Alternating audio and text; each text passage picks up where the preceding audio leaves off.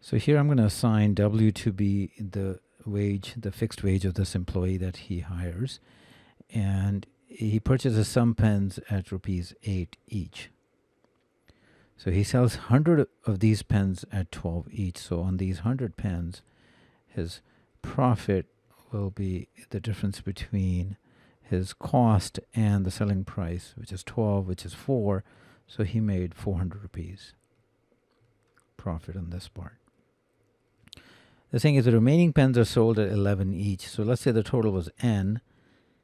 100 pens were sold at profit of $4 each. The remaining would be N minus 100. And these were sold at 11 each. So profit in each pen is 3 rupees, which means total profit would be 3 times N minus 100.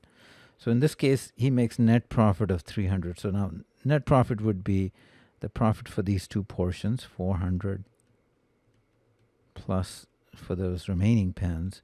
And then I have to subtract the wage, the fixed wage of this employee, and that gives me a net profit of 300. Then we have the second scenario that if the pens were sold at 9 rupees each, so he still has the 400 profit from the 100 pens, and now 9 each, he will make 1 rupees per pen times N minus 100. So that would be the gain.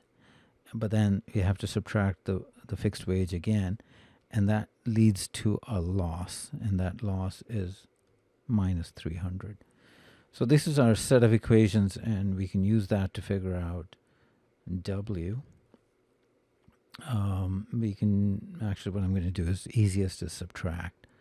You can try to get to W directly, but I think that's easier, cleaner. So we'll get 2 times N minus 100. These would drop out, and this would become 600. So N minus 100 is 300 dividing by 2. And that means N is 400. And then to figure out W, I'll just plug it into the first one. So 400 plus 400 minus 100 is 300.